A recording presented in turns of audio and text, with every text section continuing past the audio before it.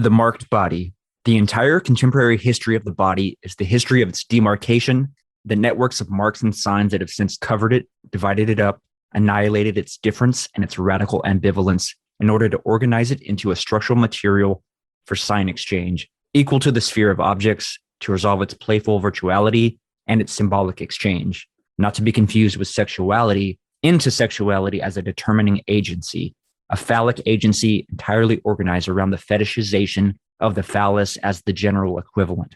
In this sense, the body is under the sign of sexuality as it is currently understood, that is, under the sign of its liberation, caught up in a process whose functioning and strategy themselves derive from political economics. The very roots of evil, of negativity and singularity, including the ultimate form of singularity, which is outcast, the whole state of things, the pure violence without object anymore. This is the typical violence of information.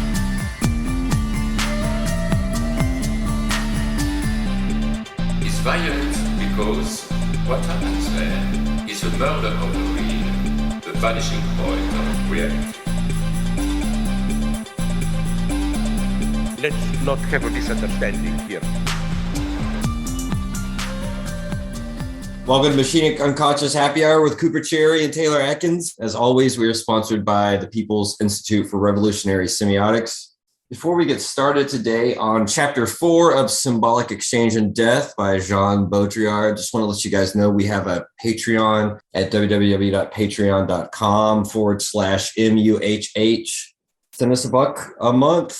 Koopa, Did you like this chapter as much as I did? This is like the first chapter where I've actually told you like, I like this. Now, actually, it's funny. I don't think so. I think there was a lot of cool or interesting threads that he kind of brings up, but he still is tickling the taint, right? He's still not going for the G spot, you know? Right. Yeah. I would have liked a little bit more of a denouement in terms of where he was going. Yeah. The crescendo is still to come, it seems. Not to come. You know, it's funny that inscribing of the body, you know, something we focused a lot in our last episode for Anti-Oedipus. So it's kind of interesting that we're sticking on that terrain. You know, you brought it up right before we took our break. Baudrillard, at the end of the book, at the end of the chapter, he talks about this X inscription of the death drive. And it's kind of, I think, in my view, if I'm reading correctly, which I never claim to be, this is like a vibing thing we do. This is almost like meditative, and we try to like figure this shit out. I'm wondering if warding off castration, the phallic alibis, is the same kind of move or is in tandem with this move of warding off the death drive. Do you get that same kind of feel with what, I know Baudrillard didn't talk as much about the death drive as he did about the phallic alibis and these kind of things, but I'm wondering if our denial of castration is also with, I mean, specifically, he's kind of in lockstep with Foucault here in terms of how sexual liberation can't be just only thought of as like happy-go-lucky, carefree. It comes with these other types of, whether it be repressive or negative offsets. He talks about it as repressive desublimation, which we, again, kind of talked about with Daniel last time. I'm wondering if that's the same kind of warding off of the death drive and warding off of castration. I don't know, to be honest. I wasn't. No, I didn't quite. Yeah, I didn't quite get exactly what he meant by, or how like do you think this discussion of death drive being inscribed on the body is one that's a very fascinating topic, even if I don't quite get what he like. I kind of, you know what I mean? I understand enough to sort of know that, okay, this is an interesting idea. What I got was, with the sexual liberation movement it's classically identified with the 60s, but in 76, it was probably still kind of. Yeah, like the kind of free love idea. Right, in its upswing. What I kind of got from Baudrillard was that with sexual liberation, and he's always kind of putting it in scare quotes and stuff, you have this move from sexual ambivalence to sexual equivalence, which is why he talks about the secondary body of sexual emancipation. I guess I'm trying to understand because Baudrillard has been saying this for a couple chapters now, the more that society liberates woman, the more sex becomes, equivalent with one another, which I guess that's kind of his way of saying the Lacanian, there is no sexual relation. Yeah. Or that he definitely, does he directly do this, or am I just confusing this from reading the Laplanche about, because I feel like Freud says this too a little bit. It's not a big point, but about what, the liberation of woman? More so your point about the non-relation. Yeah. I mean, I think with Freud, which I guess goes to that whole idea of castration, and the girl supposedly is ignorant of the vagina. This is Laplanche. Yes. Laplanche is kind of saying one of the things Freud's taken to task for by I don't know if it's Melanie Klein or if it's some of his other feminine readers, is this notion that it's all lack on the feminine side of the spectrum, right? It's all the little girl starts to hate her mother because her mother's the one that deprived her of the penis, which she wants. And that's why her father becomes the loved object at a certain stage, at the phallic stage in development, right before puberty or around that time. The father becomes the loved object because the father not only supposedly has the phallus, but can impregnate her, and give her a phallic substitute, an alibi in Baudrillard's term. And the child would be the presumed alibi. Yeah, there's this interesting equation that Freud always makes between like penis, feces, child equals equals money. Yeah. Right. All those things become, this is the metonymic slip that Baudrillard is talking about. That is kind of interesting. Substitutes. Yeah. That is kind of interesting in the sense of reproduction. Yes. Libidinal economics. Yeah. Yeah. It's political economy and libidinal economy. We talked a bit about that. I don't know. It was always weird that he was thinking the babies were shit out or something. The childhood theories of sexuality, of reproduction, is that, before we go on, I didn't even finish my thought, but yes, you're right. I'm sorry. The feminine readers of Freud, the feminist readers of Freud, fault him for not thinking of the vagina as a positivity. Yeah. Just because it's a whole doesn't necessarily mean it's metaphysically a lack. You know what I'm saying? Right. Anyway, and Freud's smart enough biologically and scientifically to say that the girl, the feminine clitoris, is the equivalent of the penis. He's smart enough to know that analogously, that they are equal, but at the same time, they are unequal symbolically. Does that make sense? Right. Biologically, they're equal, but symbolically, they're not. Yeah. And Freud's actually got it the other way around, right? That we're all kind of born with a clitoris. It's just that our crazy, what is it? The Y chromosome thing. I don't know if you guys have seen the show. I'm saying you guys, like I'm talking to the audience, but also you, Coop. Ewans. The FX show, The Last Man. Have you heard of the show? Why The Last Man? It's just called The Last Man. And it's on FX. Are you sure it's not Why the Last Man? Because there's a comic book, Why the Last Man, that just got turned into a show. It's based on the comic book. It's based on the comic book. So okay. But the Y is the Y chromosome. Right. So in The Last Man, or Why the Last Man, basically there's some apocalyptic event we don't know yet I'm sure you're a fucking comic book nerd, so you might already know. Don't spoil it for us. But there's some kind of event where all of the Y chromosome animals, or is it just mammals? Pretty sure it's mammals, but it could be. It's been a while since I read the book. So. Let's just say mammals. All the Y chromosome mammals die. We are the weaker sex, right? I was thinking about some of your posts about you had the cheeky Mao quote, the women hold up half the guys. Yeah. So anyway, this kind of metonymic slippage, this equivalence between the penis, the child, the feces, money, the childhood theories of sexuality. In the childhood theories of sexuality, the child thinks, or at least one of the theories is that their feces is like giving birth. They have enough kind of, whether it be intuitive understanding or whether it be, I hate to say that they've like seen their mother giving birth, but maybe that's possible. Maybe they've seen a younger sibling, but they make the leap that first they have a cloaca theory, right? They don't really understand vagina, penis, but they do understand anality, right? Because they've shit.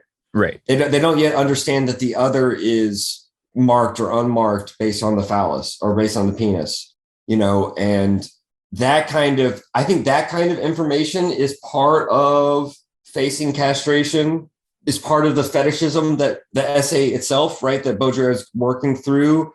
The last one of Freud's theses is like, you see your mom naked somehow, or she's undressing or whatever the fuck. And the last thing you see before you see the absence of the penis is that becomes, boom, linked in your mind. That becomes the fetish somehow. It doesn't have to be really the object. It's just in your mind, the metonymic veil. You put that veil over castration. You disavow it, right? You know that it's there, but you also hide it from yourself, right? You're able to play kind of doublespeak. And so the fetish is, sometimes it's the foot, right? The foot's the last thing you saw before you saw the lack of the penis, of the mother's penis, right? The garter. Baudrillard goes through a list of it. So does Freud, kind of, right? Oh, yeah. I thought this was cool too, how the belts and things like that, bracelets, obviously chokers, like a more graphic example of what he's getting at, or more like, sizzly as example of how these little objects or other ways of marking the body. And I think especially in terms of seduction, you remember the meme of the hyper ass, which I think is kind of funny in this context. You're talking about your meme of the yoga pants? Well, I didn't make it. Somebody else did, but I think it definitely has a lot of relevance for this whole discussion because of sort of the prohibition or whatever associated with, you know what I mean? With the anus? No, I would say just associated with. It's almost like there's something more.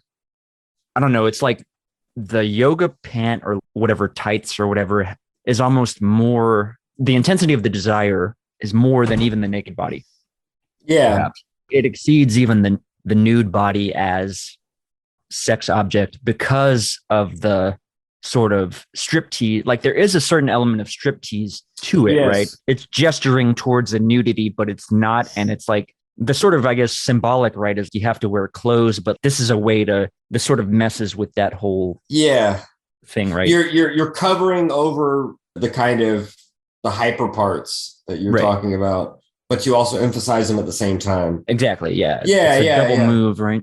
It's like, think of like a corset. Yeah. Or the ways and all the different ways of emphasizing the breasts. I'll sort of, I guess, out myself here is that I like it in winter whenever women are more covered up. Typically, there's something about a sweater or something and the line of the curves of the woman's body that are alluring in a way that the nude body, obviously there's a sexual charge to it, right? Or there's an intensity, but there's something about it's kind of like the striptease. Like it's gesturing towards, but it's not quite. It's like leaving that extra little, there's something to do with surplus. Do you think it's partly in there? Do you think it's partly imaginary, not in like right? Sense, I mean, in the sense of which you fill in the blanks. Right. Yes. Exactly. Yeah. It even does sort of go into Lacan's. It's almost like that's true. The way that the hyper ass functions is that it's more sexually charged than even the naked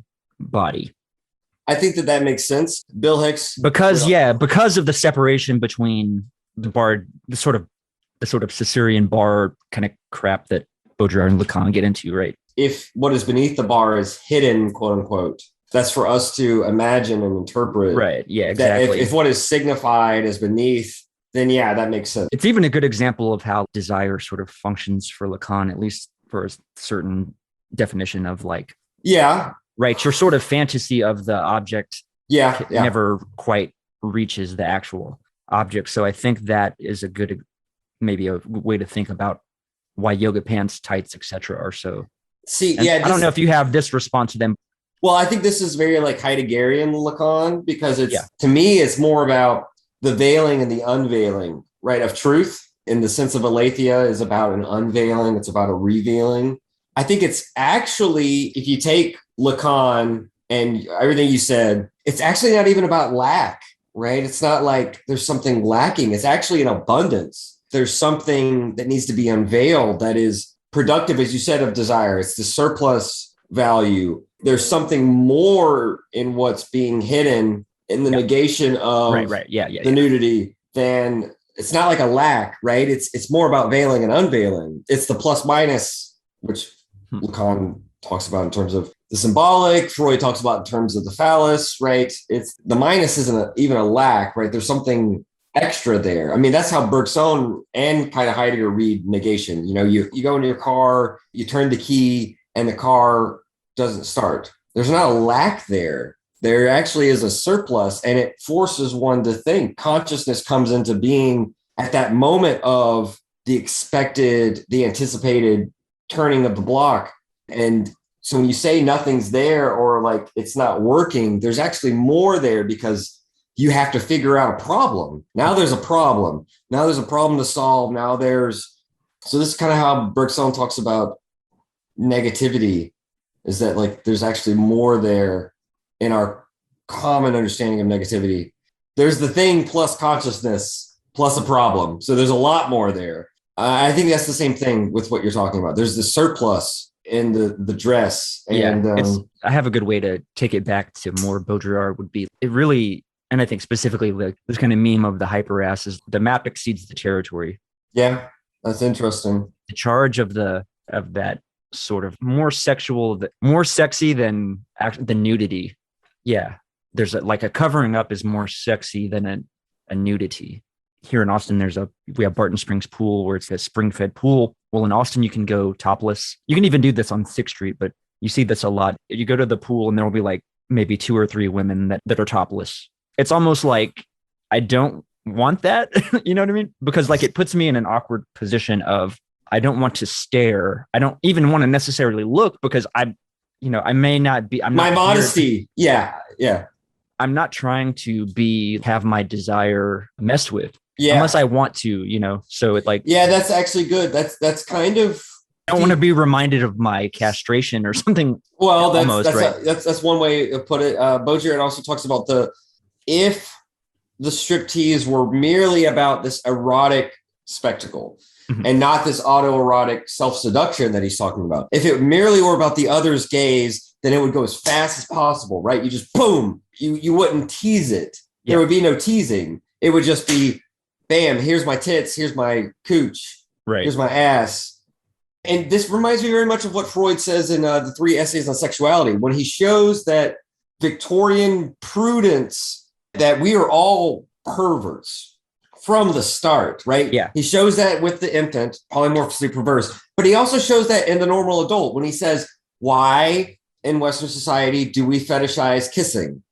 That's weird, right? The mouth is a part of the gastrointestinal system. It is connected with eating. Why are we kissing each other on the mouth? For Freud, if you take Victorian ideals and morals seriously, to not be perverted, you jam the penis in as quickly as possible and you get it out as quickly as possible. Any lingering on the neck, on the mouth, on the foot, on whatever fetish is perverted. And so the fact, as he shows, the fact that we have all these ways of stimulating that are not connected to the genital organs directly means that we're all fucking perverts. Right. That's just undeniable. And that kind of simple, and this was part, I think, of his early period when he's really trying to shock minds into taking psychoanalysis seriously, that kind of insight where he's like, yeah, you're all fucking perverts. You can be all high and mighty, but there's the meme going around about the Mormons and the soaking, right? You've seen that, right? No, I haven't.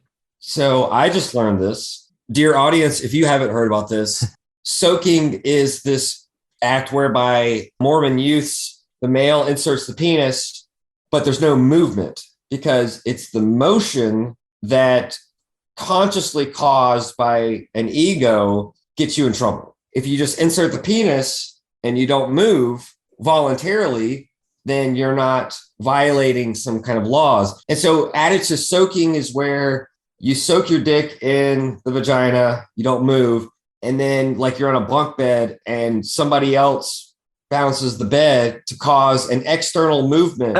You see what I'm saying? Yeah. I don't know what that's called. So you're still not violating the principle because it's not your voluntary. This is why Nietzsche it's is like a Rube Goldberg machine. For sure, coitus yeah. Or something. this is why Nietzsche's notions about the metaphysics of the hangman and about the ego as cause, all of that metaphysics is fucking stupid. Because the meme that I saw was that God is like a Tyrannosaurus Rex, right? Where he only senses motion. If you don't move, then he doesn't see the sin. Oh my God. So you can see how then this whole metaphysics of causality is ridiculous. And this is why, like, I'll say it again, because it always struck me as a child and it always scared the shit out of me. You know, when Jesus says you have lust in your heart, that's the sin. The sin isn't necessarily the act. Yeah. The sin is in the desire. The prohibition is what creates the desire or something, right? Well, or is that Freud, or I don't know. I think Lacan probably doesn't take that so seriously, but Freud is reading this guy named I think his name is Sir Gregory Fraser. He wrote a book called The Golden Bough. It's something like that, but it's about this whole interpretation of ancient culture and mythology. Interesting. And it was very influential, you know, kind of like, let's look it up for me. Well, I was thinking, same book I'm thinking of. The reason I know of this book is because it's in Apocalypse Now. Yeah. There you go. It's one of Kurtz's books that he has clearly displayed. So The Golden Bough. You can see that it's probably not associated with good things then, because it encapsulates a lot of Western biases, let's just say. And one of the biases is that, and Anti-Oedipus, they actually bring up Fraser. I don't know if you remember this. They fault Freud for agreeing with Fraser and saying, oh, of course, what was desired was what was prohibited. Of course, I wanted to fuck my mother. That's why it's prohibited. Yeah. Okay, I definitely remember that. Deleuze and Guattari are critiquing that at the heart, that they, you know, as you've seen them say, the prohibition, the first thing it wants to do is to disfigure and to discredit what is desired and to displace it. I think that insight is very important for their reading of Freud and their, I would say, correcting of Freud. It's the same thing as what Freud does with the penis. And this is part of Baudrillard. When Baudrillard is attacking a realism and a naturalism, it's the fact that Lacan is very clear. When he talks about the phallus, he doesn't mean the male member. He doesn't mean the penis. Yeah. Freud is too caught up, because whether it be his 19th century Austrian Victorian ideals or the state of science, blah, blah, blah, he's too caught up in this dialogue with biology and with really what you would call a biologism. You know what I'm saying? He's too caught up in this natural sciences discourse because he wants psychoanalysis to be taken seriously. He wants it to be treated as a science. And even though when he's honest, he says, look, we don't know the source of the drive. That's biology's province. He still wants to speculate on biological grounds. So he talks about the penis. He doesn't really talk about the phallus that much. You saw that maybe in the Laplanche. He talks about the phallic stage. He uses the adjective phallic, right? But he doesn't often use the word phallus. And even when he does, he doesn't. It's almost like he's being, how do you say, polite. Instead of saying penis, instead of saying cock, he's saying phallus, to be almost like he slips into a polite mode, because he's a doctor and he's thinking about these things. What's gonna trigger my patients? What's gonna trigger the audience? So phallus for him is like a even more, how do you say, sterilized word. But Freud is always talking about the penis. So he does the same thing when he thinks of the girl's penis envy. And he literally thinks that the little girl is angry at the mother for not having a penis. She sees that, like the mother, she's also castrated. She blames the mother for not having the penis, and that's why she desires the father, blah, blah, blah, blah, blah. For Freud, he has a naturalistic interpretation of the absence. And so he makes it biological. And that's the same kind of mistake he makes with desire. When he says, oh, it was prohibited. You wanted to fuck your mother. Well, that's why it's prohibited. You wanted a penis, right? but that's not what the desire is actually linked to. And I think Lacan makes a big step forward when he says, like, no, you're both castrated. It may be asymmetrical. And of course, Deleuze and Guattari have their own, because Freud too sees it as asymmetrical. But for Lacan, I think it's asymmetrical symbolically. Yeah. For Freud, it's asymmetrical biologically, at least based on a biological metaphor. Right. And I think that Lacan takes a step forward. I just think, you see Deleuze like late in his life, he's like, Jesus Christ, all this shit about castration, just shut the fuck up. Like that's honestly, I think how he feels. I'm not sure how Guattari feels about it, if he has the same kind of impatience, but I think that's what Deleuze would say about this chapter is, Jesus Christ, oh, the phallic alibis, just shut the fuck up, Baudrillard. I'm not sure. I actually found his stuff about castration here very convincing, though, and not as tiresome, as when like Freud talks about it as this inevitable universal stage. Did you talk about how this ties to symbolic exchange?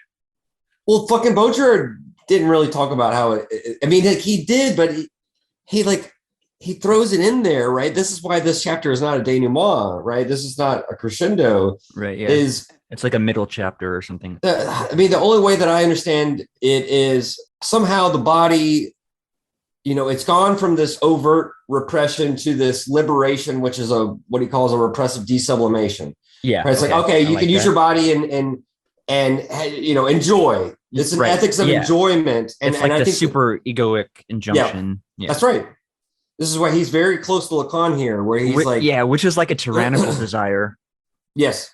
And he has the footnote, I think it's like footnote 10 or 15, where it's about the second person plural, the y'all of advertisement. Yeah, it's 15.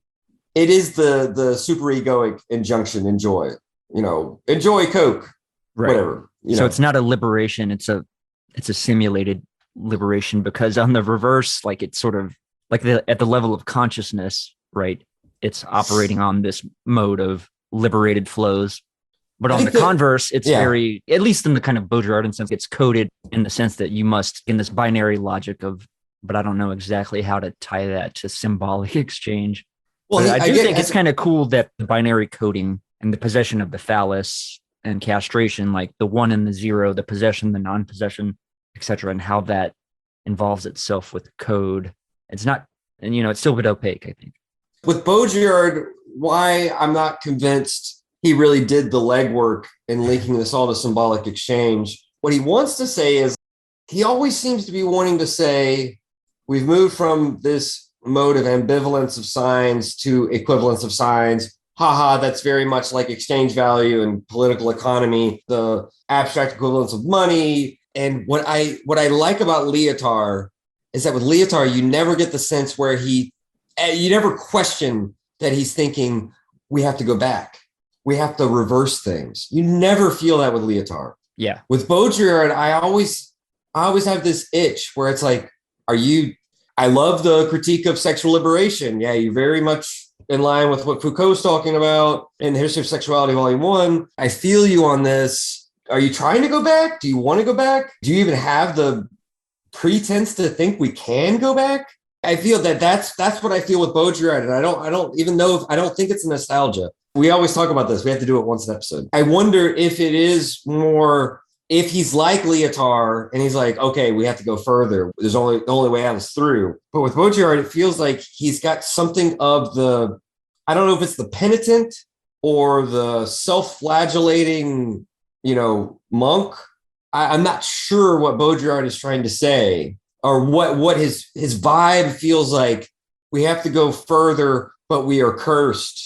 That, and I think that is really more. You think that's it? Yeah, I do think so. Whether or not in this specific text, I could see perhaps him being a bit more in that mindset of being sort of having this unconscious nostalgia. But I think certainly later on he becomes, even more cynical, I think, in terms of our ability to change any of it and to sort of not mourn that exactly, but just it's more like, you're sort of trapped and there's nothing you can do. Yeah. Don't resent it nevertheless.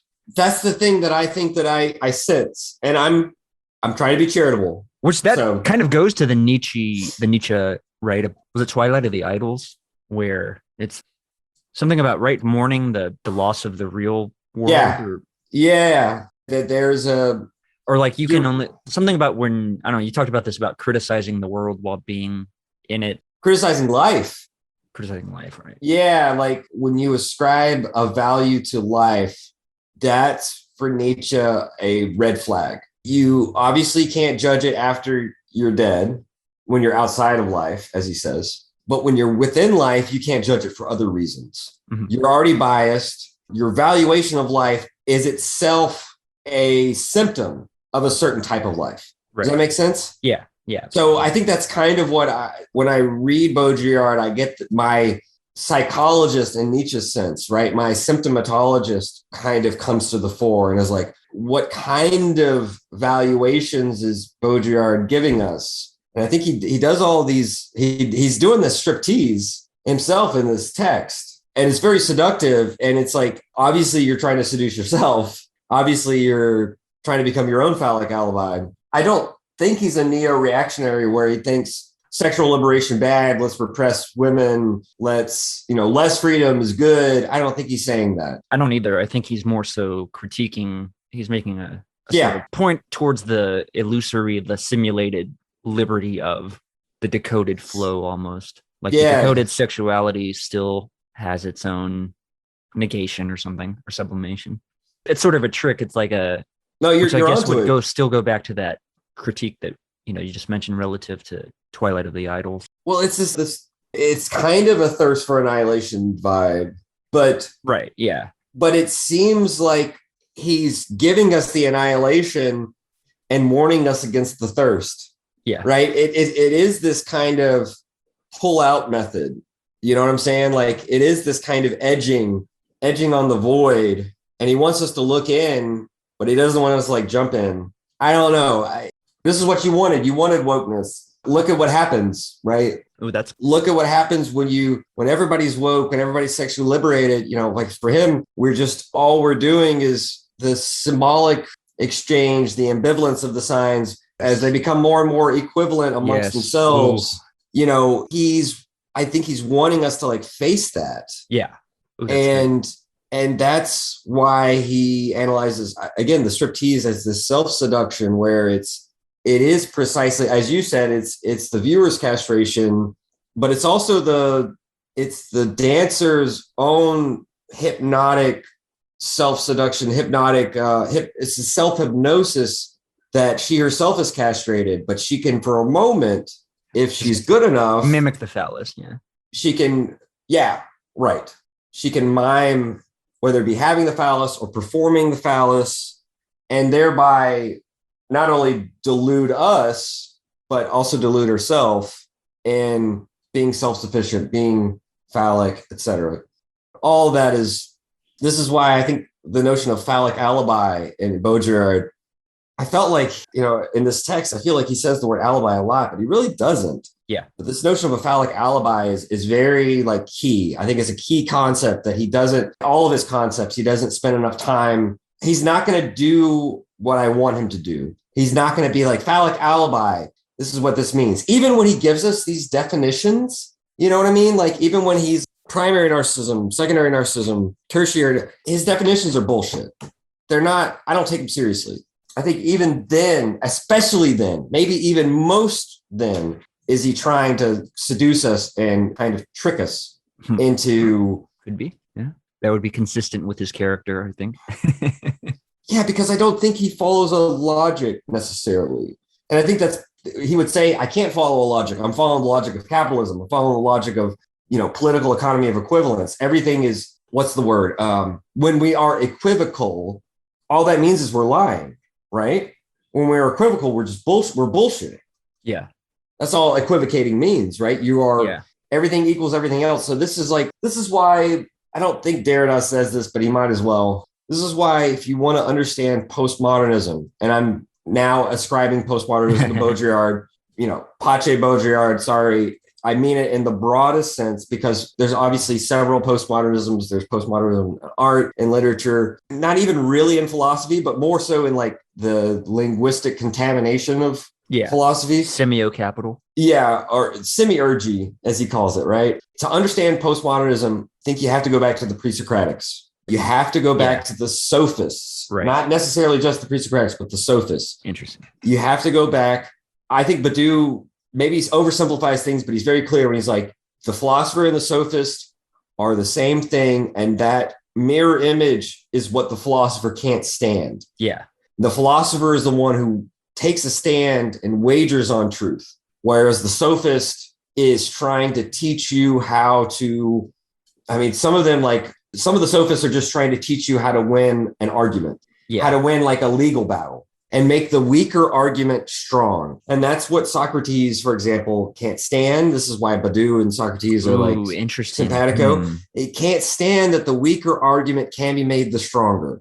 That sounds like Nick Land too, like we're talking about evolution, right? Oh yeah, with the dysgenics. Tell the audience about the tweet. Nick Land retweeted a video of a nanobot that took a quote unquote lazy sperm, and it picks up the sperm and it actually takes it into the egg to fertilize the egg. And Nick Land says this is the advent of dysgenics, I guess in a more intense way. That's basically what he said. Yeah. And so I guess we don't know that it is dysgenic. All we know in terms of this is like common sense knowledge is that the quote unquote lazy sperm, the sperm that is not teleologically geared for the egg and its motility is lower, blah, blah, blah. We're using all of these physicalist assumptions that this sperm is worse.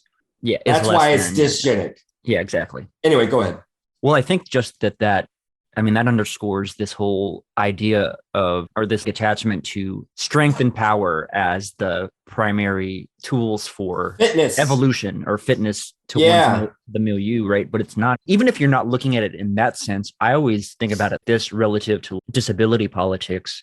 It's sort of like you're, as a quote unquote able-bodied or what full, obviously there's a lot of, baggage on the outside of this, but just to communicate it, how do you know that someone else's fitness, you know what I mean? You're making a judgment based on what? Oh yeah. It's back to Nietzsche. It could be like the most weak, physically weak person. They offer a different perspective. Yeah. You can't just wholesale devalue the weak, quote unquote, as not having anything to contribute to whatever.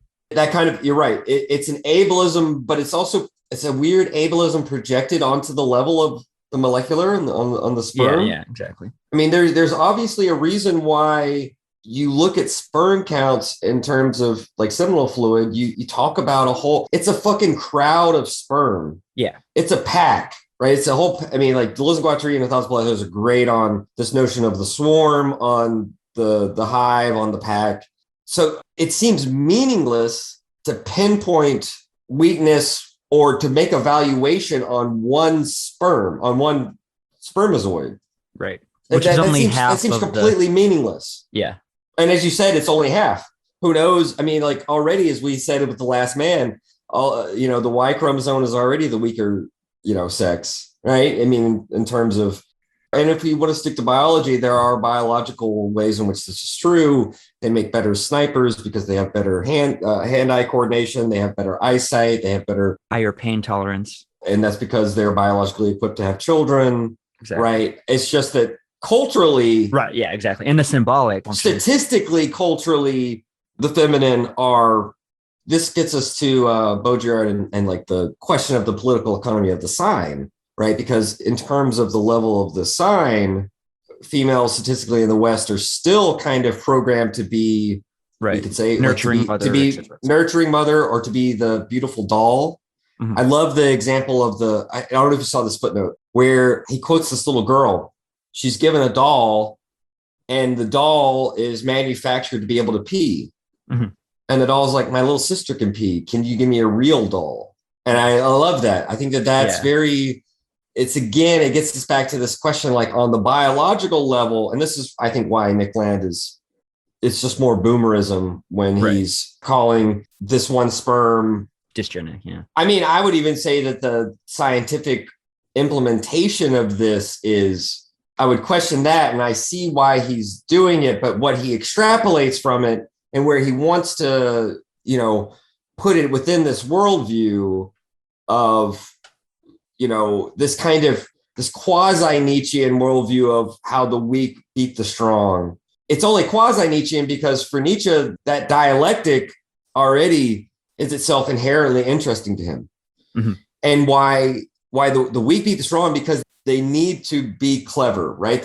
You can't just, unless you really need to be clever, unless you really need to like overcome, you're not going to. Right. Yeah. It's the same with the pressure of diamonds and shit like that, right? Where he tells us to become hard, which is just funny, for phallic reasons, right? We're talking about phallic alibis. But when he tells us to become hard, he's wanting us to face those difficulties and overcome those obstacles, not just in an ableist way, but part of that can be easily interpreted in terms of ableism. I think that's the problem with Nietzsche, right? Is that it's so, this is why Nietzsche can red pill and black pill so quickly, because a little dose of Nietzsche, a little bit of Nietzsche is you're going to become a diehard fascist or something. And so the remedy is a lot more Nietzsche, right? A lot more context. It's probably the same with Baudrillard, right? A little bit of Baudrillard, yeah, I could see how it would kind of fuck you up. Like, man, fuck. Why are we still on this fucking rock? This is, I think, part of our dynamic, right? Where you're like, fucking blow it all up. I'm like, come on, man, I'm still having fun.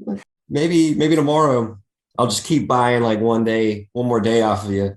Like a Lucy cigarette. I'll gladly blow up the world tomorrow for a world today. No, what I loved about kind of the whole dysgenics conversation is I haven't thought about it enough to know, I'm not sure how much I advocate for it, but I am sympathetic and open to that, the proclamation that if nature is cruel, change nature. Yeah. Which I think is the spirit of this nanobot, right? In a sense, that helps procreation. But again, it's only cruel in a statistical way. Nietzsche quotes Kant. Nietzsche points out through Kant's mouth, or has Kant say, nature doesn't care about individuals. Nature cares about species. Nature is concerned about the reproduction of the species. Right, doesn't give a shit about any one individual. Exactly. Right. Yeah, exactly. So even this... Which I think, this is where I think that capitalism has this too. It doesn't give a fuck about individuals. Oh, no. Way, and I've said this, capitalism is more collectivist than communism or socialism, because socialism actually cares, even though in a sense it doesn't care about the individual, it cares about individual workers. Capitalism doesn't give a shit about what the individual believes. Right. It doesn't give a shit about arguing its point of view.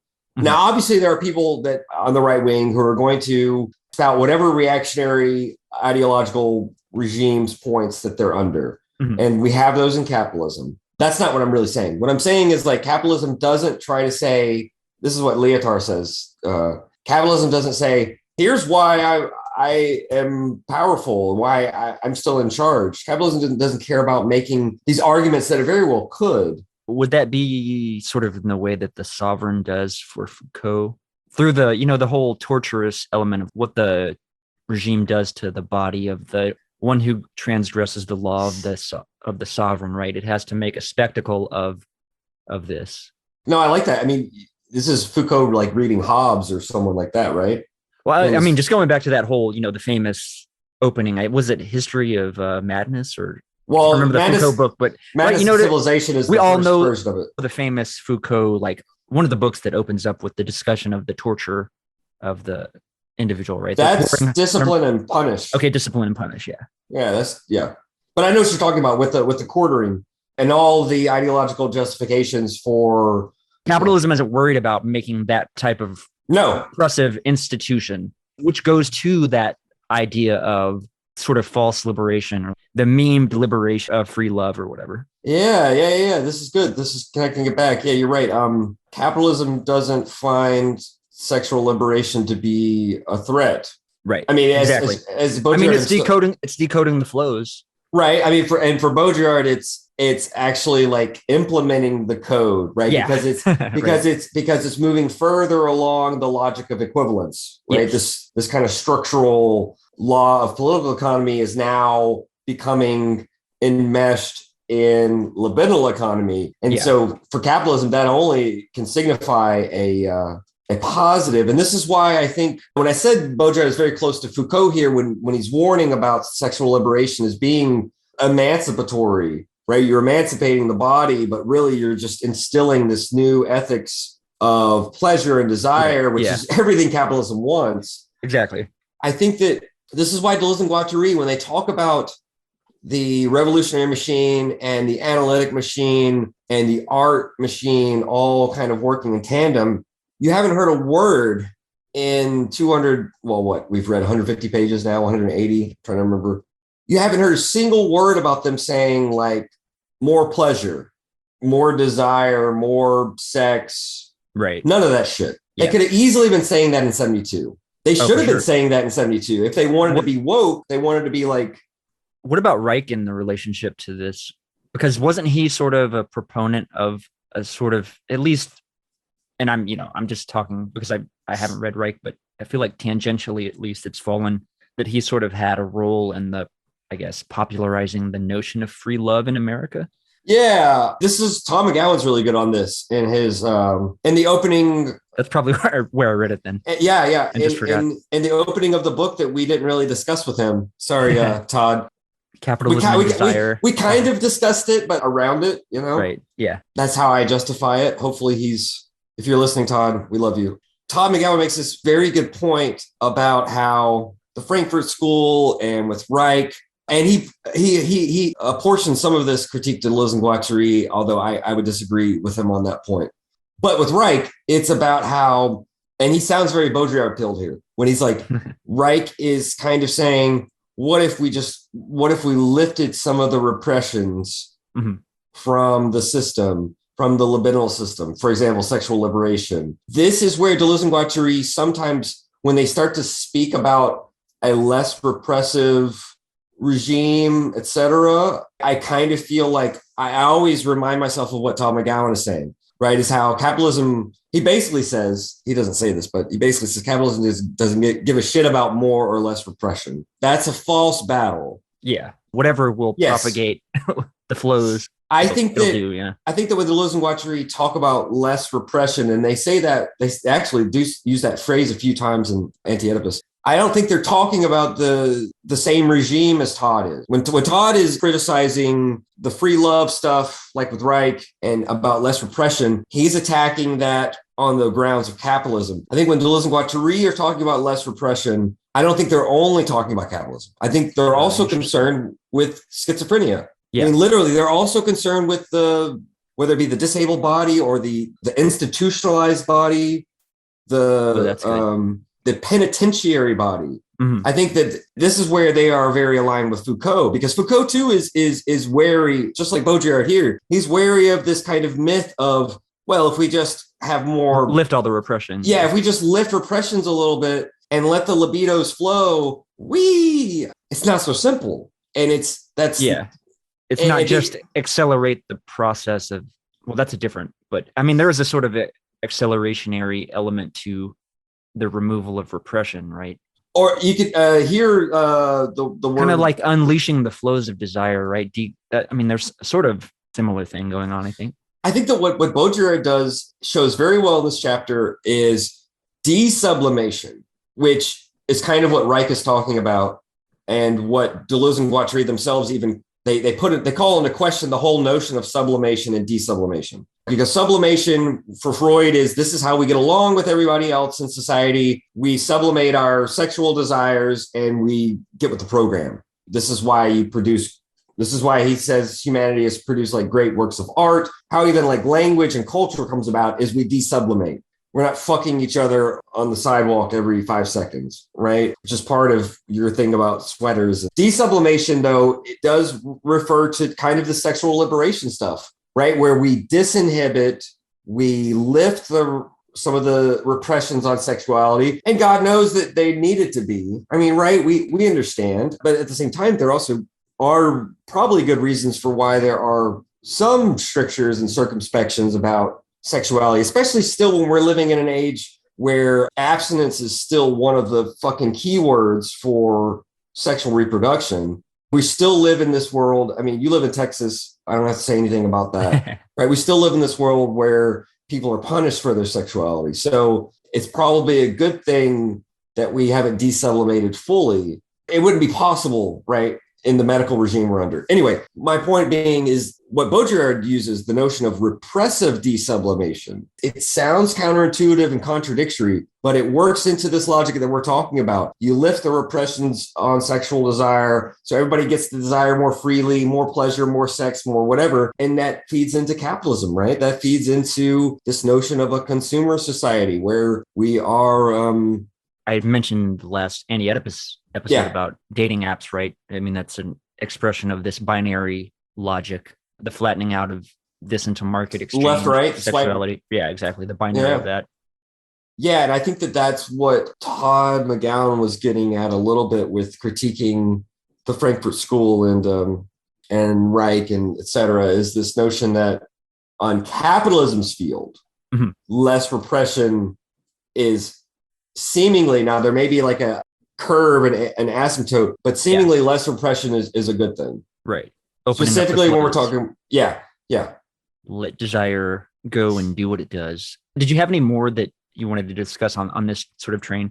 I was going to discuss sort of one of my fetishes and see how this rolls with kind of castration, etc. Sort of like Schreber, but not exactly. Schreber fantasized about experiencing basically sex as a woman, so like experiencing sexual or penetration, right? Being fucked, like a woman, right? Yeah. My fetish is to be, I guess, desired or fetishized the way that a man fetishizes a woman by a woman. So to be like pure, you want to be objectified and turned into a sexual object. Yes, exactly. Mm-hmm. Like that's my fantasy. Do you think that it's a nature of the feminine desire to like conceal that type of objectification? And like, I think if you wanted that, right. I think within the symbolic that women are not supposed to display desire. They're not supposed to objectify a man. There's a kind of prohibition still to this day, right? Women are not supposed to objectify like a man's body is less objectified than a woman's, right? I would agree with that. I mean, even like at least sexually, right. There are other objectifications of male bodies that I suppose, that are like in terms of strength or the Olympics, you know what I mean? Competition, especially when you talk about a certain type of ableism, where it's interesting, right? That if you think about an overweight, an obese male and woman, they both get kind of shit on in certain ways, but it's asymmetrical again. Right. For women, it's partly what you're talking about. It's about this notion of being desirable, except on one side where you have the big mama. That sometimes is acceptable. If you're not in those parameters, though, you can easily get kind of reverse sexism or, sexism in you're shamed for not being sexually objectifiable as easily, right? For not falling within those parameters of what's desirable. I mean, there are obviously guys that fetishize. With guys, within certain limits, it's kind of okay to be big. At the same time, you can get to a point where that's just as much able to be mocked. And it's seemingly mocked from the other side, where it's like, it's not that, you're not sexually objectifiable. It's like you're lazy, you won't be a good provider, whatever. You could have all these values associated with it. Anyway, yes. So I think that I don't know if Baudrillard, I think he makes a passing reference to like the male striptease, but he like kind of dismisses it as silly. I may be projecting into the text, but that would be that'd be like one key example where it's like you're at a bachelorette party, right? It's expected to the repression to desublimate. That's right. Yeah. Interesting. I don't care if you like me for my mind or whatever. No, just like me for being an object. Desire me as an object. That's attractive to me, or that's, I guess, libidinally charged. Yeah. I mean, I think that we get into these relationships with people and we assume that we are sexually desired and desirable, but it's a different thing to like not even just say it, but to like really, really mean it and like articulate it. You know what I'm saying?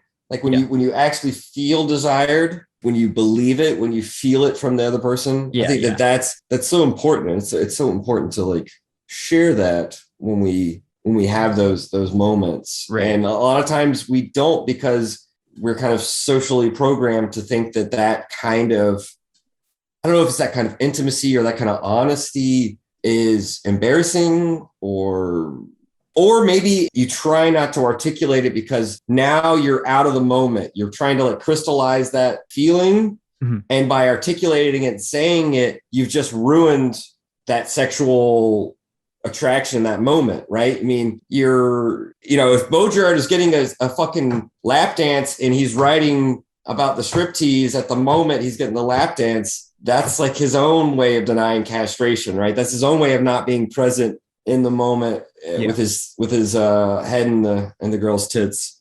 That's its own kind of phallic alibi, if you will. So I think that's part of the awkwardness too. Yeah, is not wanting to articulate those moments where we intensely desire. What do you think about? I want to read this passage because I think this is quite interesting. Shifting gears a little bit, but I thought those are kind of interesting relative to law of the father and even Oedipus here. This presupposes a type of exchange that has remained outside the dominance of incest prohibition and the law of the father, such as the type of economic and linguistic exchange that we are familiar with, which based on value and culminates in the system of exchange value. This type of exchange exists. It is symbolic exchange, which by contrast is based on the annulment of value and hence cancels the prohibition on which it is based and overcomes the law of the father. Symbolic exchange is neither a regression within the law towards incest, nor a pure and simple transgression, which is always dependent on the law. It is the revolution of this law. This is one of those phrases I remember marking because it's kind of like, if you're a guy who's only ever read Anti-Oedipus and you see this little paragraph, you're like, oh, I'm getting some Anti-Oedipus vibes. Right. Yeah. This is very, but you can see what I'm saying. This is very similar to what we read in chapter 3 on the question of the relation between the prohibition of incest and Baudrillard is very, very good on this point, right? It's not about transgression or regression, right? But he sounds very much like St. Paul. And the reason why he sounds like him is because he doesn't take this point and expand upon it, this notion of a revolution of the law. Mm-hmm. He just kind of leaves it hanging. Yeah. Because we know that's how St. Paul described what Jesus was doing, right? He came to fulfill and overturn the Mosaic law. Right.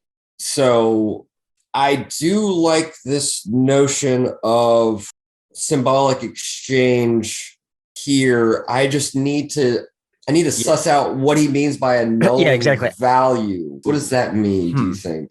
If we consider what we read about with Mouse or Claster, specifically Mouse. Yeah, though, right? I mean, the potlatch. The potlatch is the only thing I can remotely, but I don't know if that's right. Exactly. I don't get what he means by annulling value, unless he means it in a literal sense of bringing a circle to completion, right? Like the anus. I mean, maybe so, because that's the cyclical nature of the potlatch too, right? I don't know. Okay, wait. Maybe annulment is kind of like the Great Zero stuff. I think he's thinking of nulling, because what happens when you give me a gift? Mm-hmm. The gift is burning a hole in my pocket because of the spirits and all this shit, right? And I have to discharge that by not only giving it away, but giving you something back, which burns an even greater hole in the pocket. I guess that's my point. And my problem is, even in the annulment of the value, well, I guess you are bringing a circle to completion. If you give and I give back. Yeah, that's the reciprocity. We've not only closed the loop, but we have to start a new circle, right? Because you have to. Yeah, because now there's a surplus. Yeah, right. There has to be. There's no equivalent.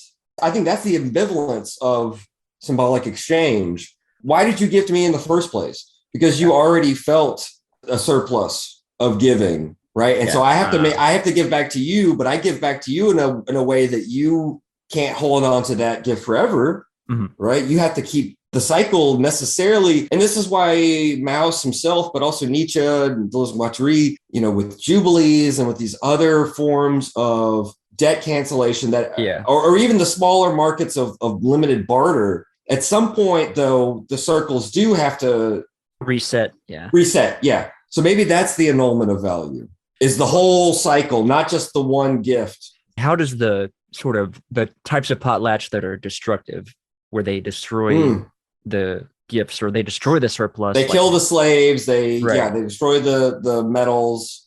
That seems to go more affirmatively in this direction, but I don't know how confident I am as far as teasing that out relative to this. My main thing would be, unless we're talking about the end of the cycle, in the middle of it, when we're talking about the accursed share and the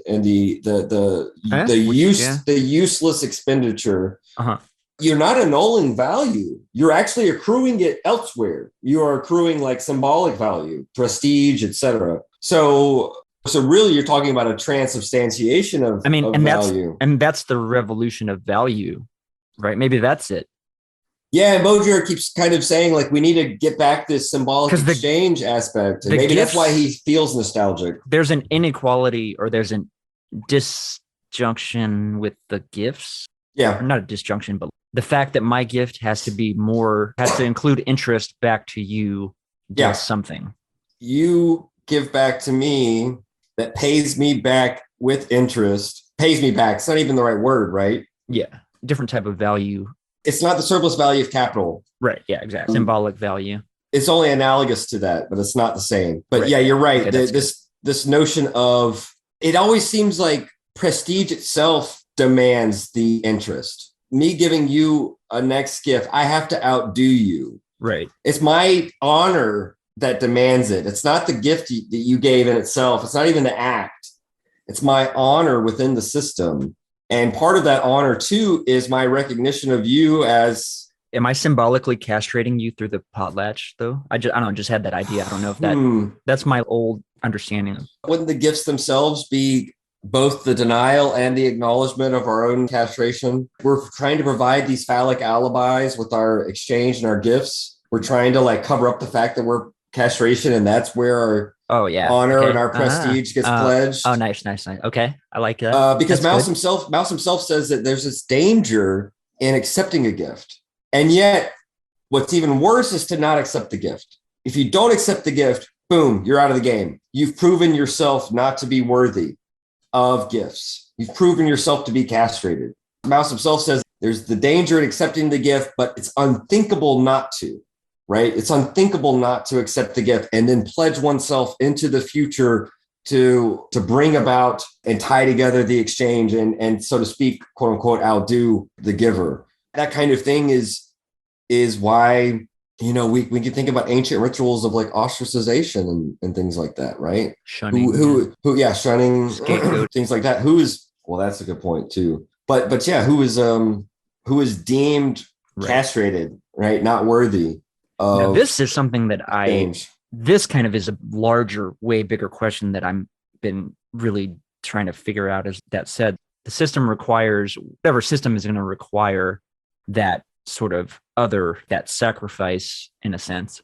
There has to be a shunned. There has to be an outside of us, right? Right. That lacked sort of constitute our own potency or something. Yeah, I mean, there's a lot of great thinkers on this, but there's that whole dialectic of inside and outside groups and open and closed societies, etc. Yeah, I was talking about it as mechanical and organic solidarity from Durkheim pretty heavily the last discussion on Anti-Oedipus, because there's an analogy from the strict hierarchies of the gift economies and these other economies, I think. Yeah.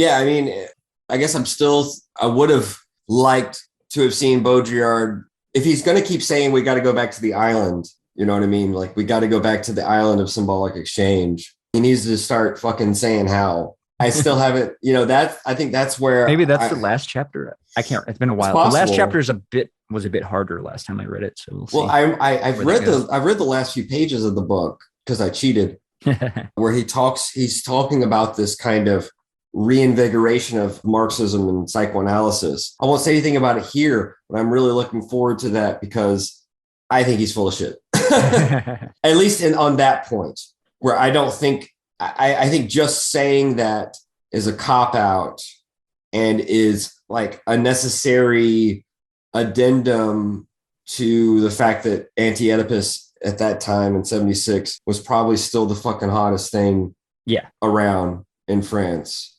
So you can't end the book without having some sort of peripheral discussion of that. Mm-hmm. Anyway, Baudrillard is always on the edges of this stuff anyway, even before Anti-Oedipus. He was kind of always interested in, as you know, we talked about the Mirror Production book. He's interested in fetishism of the sign, particularly. Yeah. Right? I mean, this is kind of what part of the chapter is about, too. But you have a quote here that maybe you want to read or discuss. Well, it's just such a small excerpt, but I just thought this was interesting. For the body as material of symbolic exchange, there is no model, no code, no ideal type, no controlling phantasm, since there could not be a system of the body as anti-object.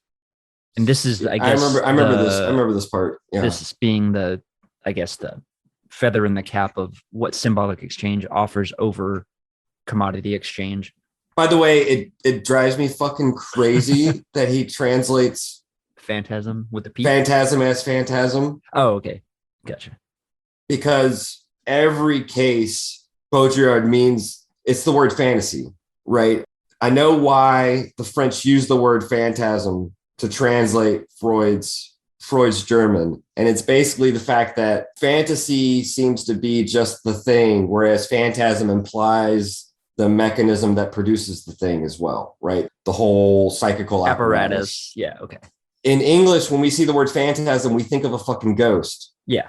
We don't think of the word fantasy. That's what Baudrillard's talking about. He's talking about fantasy. So that drives me fucking crazy because we're not all French pilled, right? So Grant, I got a beef with you. You fucked this up. I'm not exactly sure. So for the body as material of symbolic exchange, there is no model, no code, no ideal type, no controlling fantasy, since there could not be a system of the body as anti-object. The reverse, his critique has been that, I guess, capitalism relies on models, code. Yeah. At minimum, I don't know if he has said much about ideal type. Certainly fantasy is the ideal the fetish, right? Right before this, it's the ideal type of the different systems, right? For medicine, it's the corpse. Okay. For religion, it's the animal. For political economy, it's the robot. For the political economy of the sign, it's the mannequin. So those are kind of the ideal types.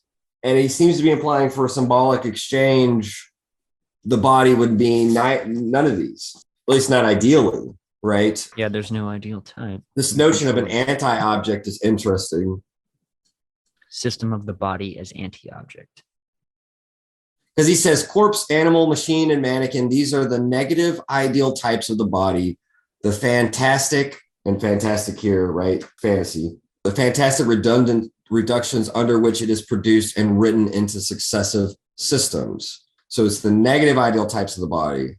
And I suppose if the body is considered in terms of symbolic exchange, as he says, it's the inverse virtuality of the body, right? It can't be taken as an object. I think that's how I read it. Does that make sense? I like it. I guess that would be the thing, right? Is in the strip tease, part of the seduction. We already talked about the woman becoming closed phallic object by seducing herself, blah, blah, blah. But also she's seducing the viewer, right? I mean, in a good strip tease, as he says, the gaze is locked, right? You're not looking at your phone when the girl's doing a good strip tease. And so I guess that the thing with the strip tease, why it's a phallic alibi, whatever, is that even in the end, what we are seducing the viewer of is the fact to be taken as an object. That's the fantasy. That's the fantastic reduction. That's part of what you were talking about, right? Being that's exactly what I was talking about. And desired as an object. And in symbolic exchange, the strip tease would not function. The simulation wouldn't, we'd know where the steak wouldn't even taste like steak, right? Huh. We're back in the gruel. I think that's part of it, right? Again, symbolic exchange. This is partly why, again, he sounds nostalgic. He sounds nihilistic and all this stuff, because he still seems to be talking about this. It's not even a utopia or even like a like a paradise. It's just like this other world that somehow we're supposed to access. And the reason why he sounds nostalgic is that he seems to be implying that, oh, back in the old day, the ancients, the primitives, they had symbolic exchange. And look what we did and fucked it up. You know, it kind of has that Rousseau feel of the bad Rousseau. Yeah. The noble savage, right? You know, kind of feel to it. Even though Rousseau himself is much more complicated than that. But, you know what I'm saying? Like, there's a way of reading Rousseau. There's a way of reading Baudrillard, I think. And I'm trying not to. Anyway, you got another quote here. Reference to Artaud that I thought was kind of cool. The signs inscribed on the body, where the death drive is also tangentially inscribed, merely repeat the metaphysical operations of the conscious subject on corporeal material. By beating our skins, we beat metaphysics back into our brains, as Artaud said. I would need the context of this Artaud quote. I haven't seen it before because I'm not exactly sure. You would think you would want to beat metaphysics out of your brain, but maybe back into our brains is this notion that if the mind operates by way of metaphysics and the body works by way of physics, then yeah, I suppose that it could be that simple. And I'm just being a fucking nerd about it. But yeah, so what was the other part of that quote? The death drive is also to merely repeat the metaphysical operations of the conscious subject on corporeal material. Again, this kind of thing, when he says this without any context, yeah, it's not as impressive as when Deleuze and Guattari like actually bring up like Claster's and his essay on torture in primitive societies, and like they go through initiation rituals. They talk about why cruelty and marking is important for not just the body, not just for primitive territorial machine, but also for fucking political economy. They go through all of that. And so when he says things like that, that's what I think of, but it's not as impressive, right? I mean, like sometimes I do wish Baudrillard would, he's got great footnotes. I love his footnotes. Sometimes I wish he would like cite some authors. He quoted Artaud, quote unquote, but I always feel like I'm free falling, you know? It is a rush. All right, you got something else? This was a good quote. This is a footnote, actually. I told you he's got good footnotes. Let's read this one. I love this. That said, the fact that one of the terms of sexual binomialism, the male, although it has become the marked term, and although this is in turn has become the general equivalent in the system, this structure, which to us appears ineluctable, is in fact without biological foundation. Like every great structure, its goal is precisely to break with nature. And he mentions Levi Strauss there. We can imagine a culture where the terms are reversed, a male striptease and a matriarchal culture. All that is required is that the female become the marked term and operate as the general equivalent. We must see, however, that even if these terms are alternated,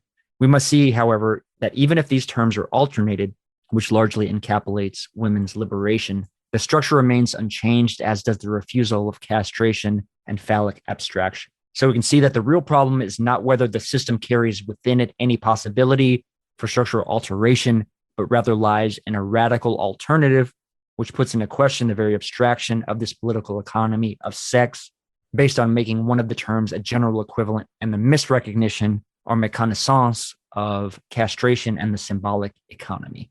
There's a lot of stuff going on here. I would say first, he says a lot of fucking words to get to the point where he's like, we take it as a given fact that man is the male is the marked term, the phallus. Yeah. And like the one biologically. We do. Yeah. He says a lot of words to basically say, because of this biological realism or naturalism, again, Baudrillard, at least consistently in this chapter especially, is dogged when he is critiquing this kind of naive, commonsensical realism and naturalism. But we take it as a given that man is a marked term and female is unmarked, or we could say differently marked. I don't know exactly what you would want to say, but there's no biological foundation for that, right? And there's no symbolic foundation for it, or well, at least there's no unavoidable. I love the word ineluctable, but I also don't.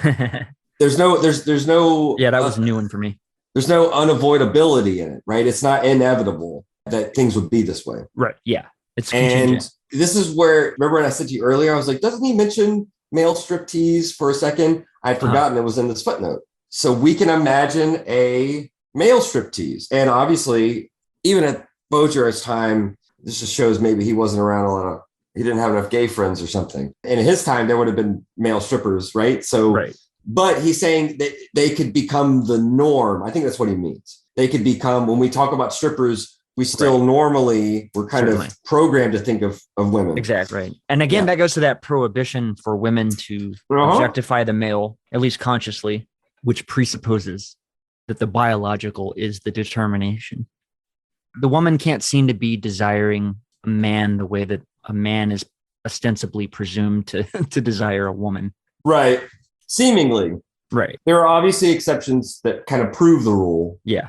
I think of my wife loves to tell me this fact that when Elvis started touring, it may have been his agent or somebody, basically somebody, his promoter, paid a group of girls, I don't know how large, to just scream their heads off wildly. Ooh, that's very interesting. And after that became a cultural norm. That became a thing. You didn't have to pay girls to do that. The idea wasn't, let's make this a thing. It was just for this one event, let's make him seem larger than life. But that form of adulation, which had never really been, at least a thing in modern times, became contagious. I feel like this is something Guattari would love to do, right? It's kind of like his whole, I mean, that's almost a model sort of for how some of his praxis works, I guess. It's almost a case of mass hysteria, except it's since it's isolated and discontinuous, you can't even call it that. It just becomes an acceptable form of adulation, right? An acceptable mass form. I mean, this is where it's contingent too, right? Yes. You know, it goes to the contingency, the importance of contingency in this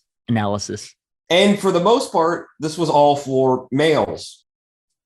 The hair, I think this is why he's one of the most impersonated individuals. That's a good point. Oh yeah, it's because this phenomenon starts with him, but you see it quickly. Oh yeah, the Beatles, like the Beatles, for example. Beatlemania. Beatlemania, that's part of it. I don't think you have the same type of phenomenon. Obviously, their music. I mean, I'm not even thinking about abstractly thinking about. Yeah, exactly. The screaming crowds without that becoming an acceptable, and even not just acceptable, but a desirable way of behaving, right? Obviously today you could see men and women screaming, but in the 60s when we're talking about all of these cultural shifts that we are, and with the musical shifts, like the screaming crowds of women that became I think part of it too is what we keep getting back to is this question of what is an acceptable form of simulating or expressing desire. Right. For men, it's the strip club, right? It's kind of sexist, objectivist shit that we've been talking about. I wonder if our discussion of Anti-Oedipus chapter 3, so it was the point about how men are never more homosexual than when they arrange marriages. Men are never more homosexual than they are at the strip club. I think that's right. You want to be seen desiring the woman by the other men. Sort of. There are the idea that I'm going with, but I don't know. That's kind of I don't know whatever. I mean, there are the random lone weirdo guys that go to the strip club by themselves and they're sad and whatever. They have their own reasons, and I'm not judging them. But for the most part, when you go to a strip club, you're normally with your bros, right? Yeah, exactly. Same with girls. Probably especially more for girls, right? When they go to a strip club, they're going with their friends, and to the point where sometimes, I just heard about this the other day, these women would get huge groups and go to this one gay strip club to the point where women had to be banned, right? Because they're taking over the fucking gay strip club, right? This is not for you. You know what I'm saying? Like these male strippers are not for you, which is just funny because it kind of turns a lot of stuff on its head, or at least it kind of confirms what we were talking about, because the fact that there are at least not many, but there aren't straight strip clubs with male dancers that are, there's Chippendales and stuff like that, but you know what I'm saying? It's not as profitable of a market as it is for sort of prohibition of being, women's desire cannot be expressed in that particular way, or at least it's like very codified still. So, but Chippendales is like mild compared to what you might see at a gay strip club, right? So this is why the women had to be banned, because it's not for you. This is not your rodeo. But you're right. There is something. Eve Sedgwick, the queer theorist. I told you about her a little bit last time. Yeah. I don't know if she coins this term, but she uses it most clearly in my mind, the notion of homosociality. And Deleuze and Guattari, they already brought up the bisexual model with Proust and obviously from Freud and stuff like that. And so they're talking about that. But with Eve Sedgwick, you could say just as well in that passage you're talking about with the men arranging marriages, that's when they're most homosexual. She would use the term homosocial, that it's like this way of male bonding, the bromance and all that shit is a way of sort of warding off homosexuality. The bonds of homosociality are meant to ward off the desire of homosexual. Yeah. Gotcha. So, but I do think you're right. I mean, like this phenomenon of going to strip clubs, there's also this, I think that part of it too is this, you don't want to be the weirdo loner guy. Right. Again, that's funny. I never want to go to a strip club. Yeah. Yeah. The logic of it has no appeal to me. I'm also very weird in that I don't like pornography. Okay. I would rather use my imagination with a real person. I remember there was a very funny, which is kind of strange, but there was an unironic, hilarious, it was on like a principal's desk or like it was like a guidance counselor. And he had like a plaque on his desk that said, real men don't use porn. I need to get you that. I need to get you that plaque. Let me complicate this a bit further in that and granted, I don't know, pornography generally makes me cringe a little bit. There's something, there's something disturbing about it to me. But now if it is amateur porn, that's more libidinally and charging for me. There's an aura around amateur porn, right? Right. Like, I don't know. There's an aura of, I got to peek into a world that's supposed to be private. Right. You know what I mean? There's like a difference between this. Maybe it's just a perceptual thing, right? If the woman isn't really enjoying the sex in the porn, then I can't enjoy it. If I can tell that it's just you're the hysterical subject, right? You have to. Your desire is contingent upon identifying with the other. Yeah. Yeah. I mean, I'm not criticizing you. I just think that's great. For me, I like porn in two situations. One, if I have somewhere to be, I have to get up and go, and I just need it done. It'll take 10 times less amount of time. Yeah. If I have porn, I can just get it done. I'm not trying to like feel myself for days, what I mean? And see, that's what I run into is I can't find, when it comes to porn, it takes forever to find one that has the right. You're playing fucking menu game, man. You can't be playing menu game with porn. Just but put I can't. On and just. That's the thing, though. I can't get libidinally invested in pornography unless there is a genuine pleasure that is not spectacle or isn't consciously aware. This is why Freud says that fetishes are not even perversions in the sense in which he thinks of it. That also that a fetishist would not say, please take this away from me, that there's something expedient about the fetish, right? So maybe we just need to get you a fetish. You just need to find your genre. We need to find your genre of porn and you'll be good.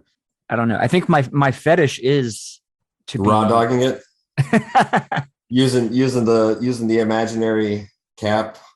It's respectable.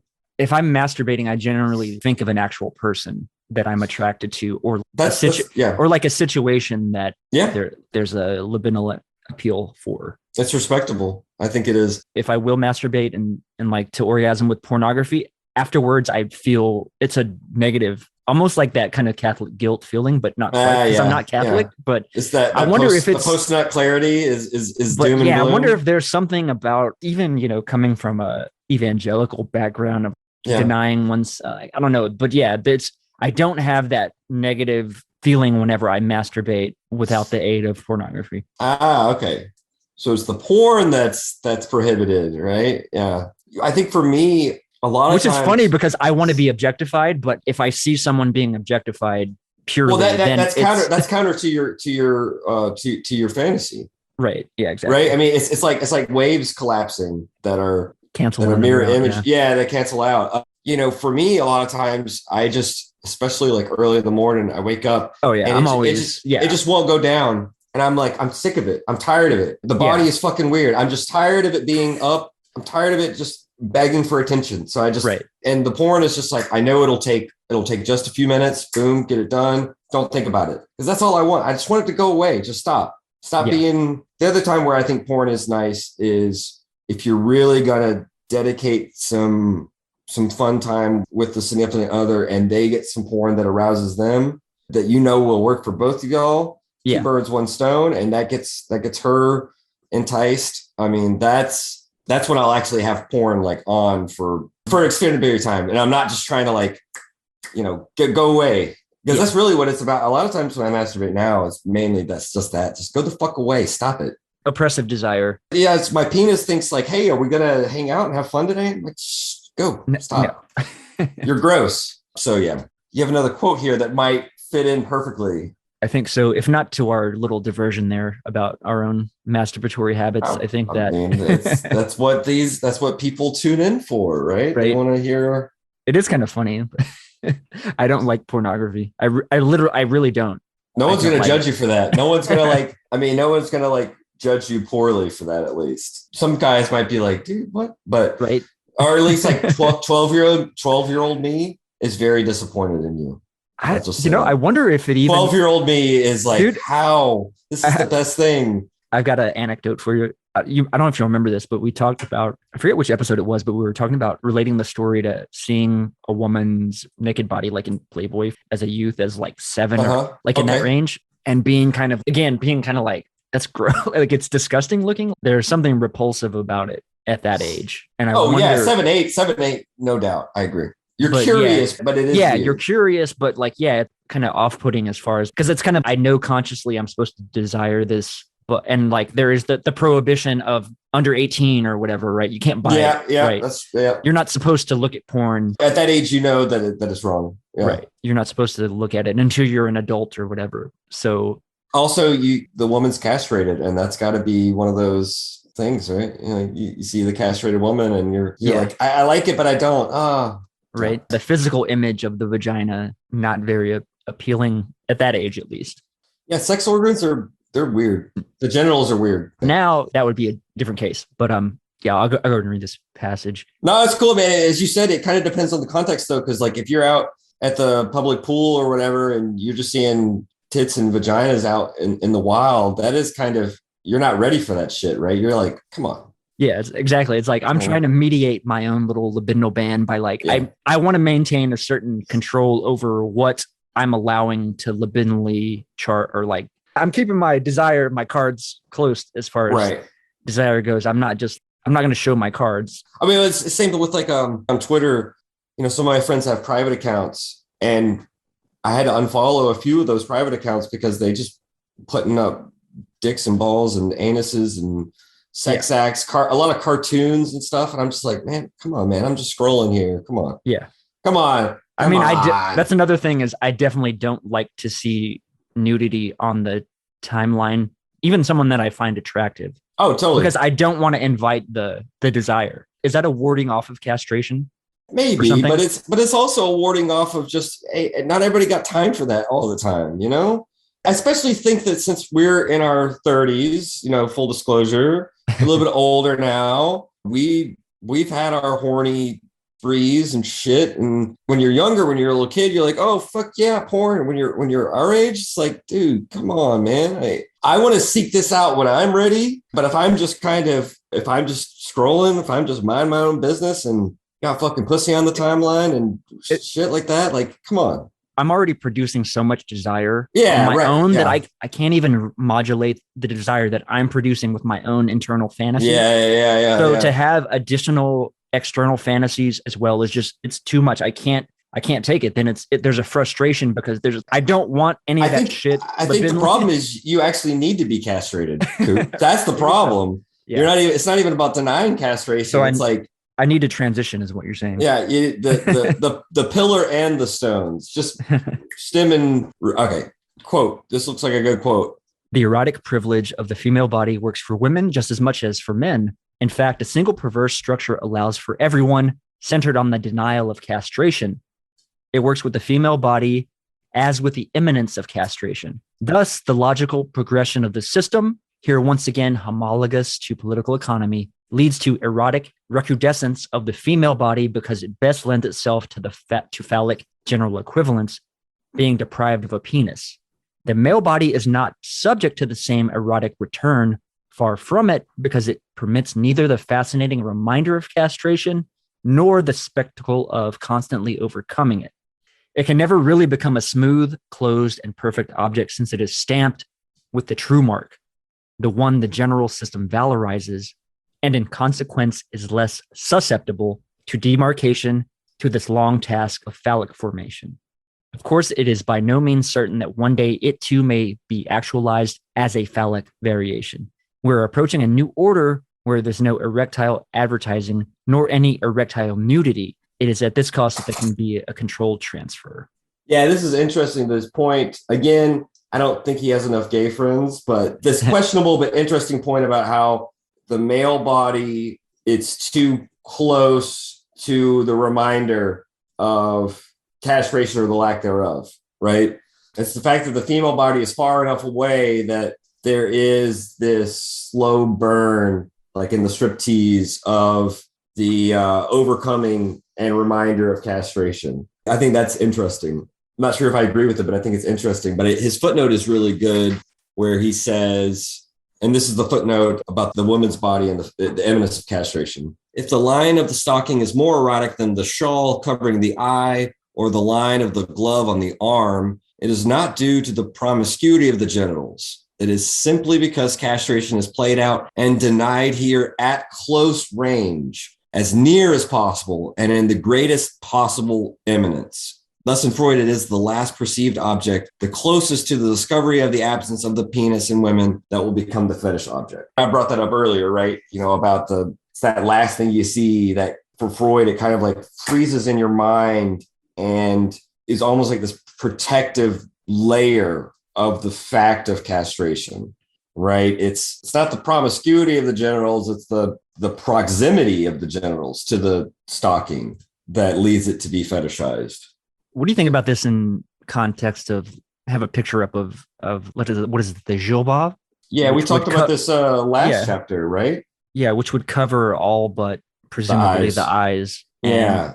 Right. Isn't there something, I almost feel like Baudrillard would be quasi nostalgic for this in a sense. Or like, I'm just trying to think of the libidinal, or like the sort of apparatus of libidinal repression, or I don't know. It's just like, how does this work relative? You know what I mean? Because this is kind of like brings into relief sexual liberation as not necessarily being emancipatory.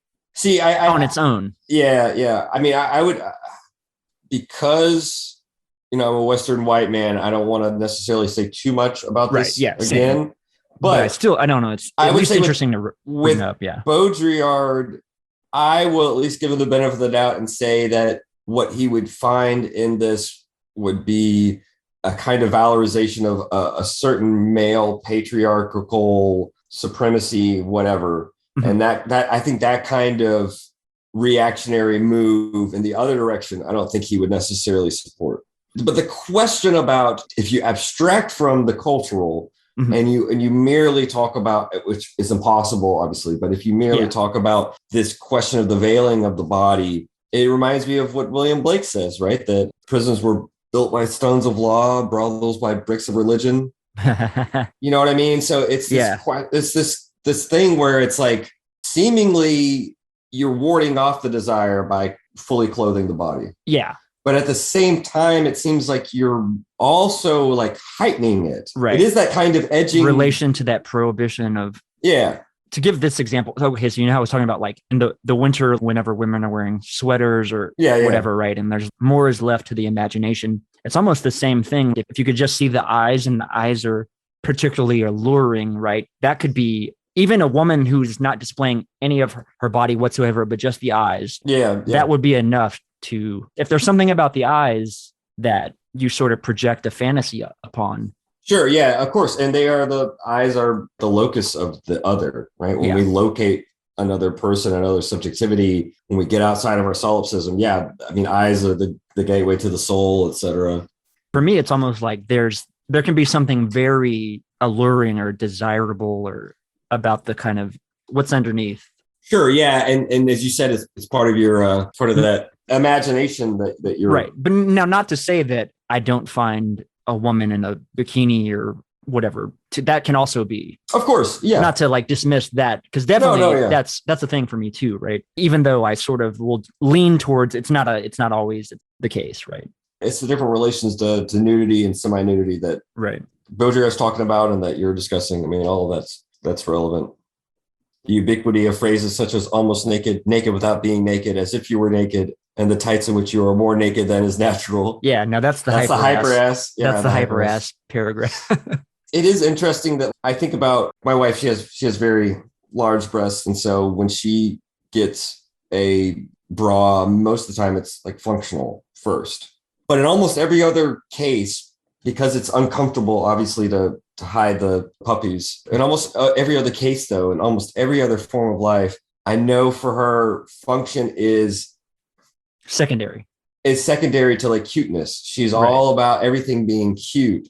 And she won't necessarily sacrifice function for cute, but she's going to find something that's functional. There's like a sliding cute. scale. Yeah. So when she can find a bra that's both cute, obviously makes her boobs look good too. That's part of it, but is functional as well. That's like a home run. And those are very rare for her. So just thinking about this question of functionality that Baudrillard is talking about specifically in this chapter, but elsewhere too, this notion of whether you call it use value or whatnot. But when things get reduced to their functionality alone, that this is for him when the structure and the code becomes ascendant, right? And that's when, and you can say that about capitalism too. Now, right? Tinder, Bumble, etc., the swiping apps are all about that. About what, the functionality or? Yeah, the functionality being the binary, like will fuck, won't. Gotcha. At its most. Yeah. In your face, right? I got that. No, that's a good point. I mean,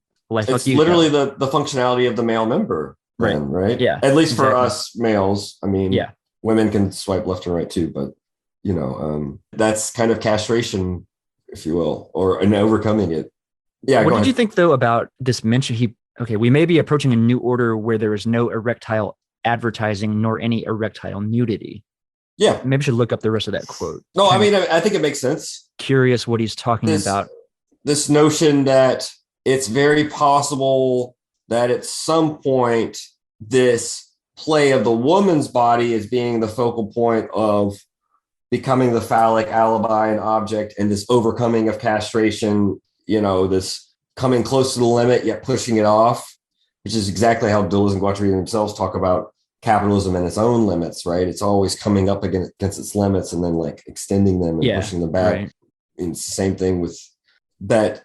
Yeah, I mean, it does seem like, I think for Baudrillard, he's kind of pointing to this fact that it seems like an antiquated or anachronistic phenomenon to still kind of remain tethered to the mark, to the phallic imaginary, if you will. Or, I mean, obviously, that's not a good point, because the imaginary and the symbolic dimensions are both at play here in the Lacanian terms of the phallus, right?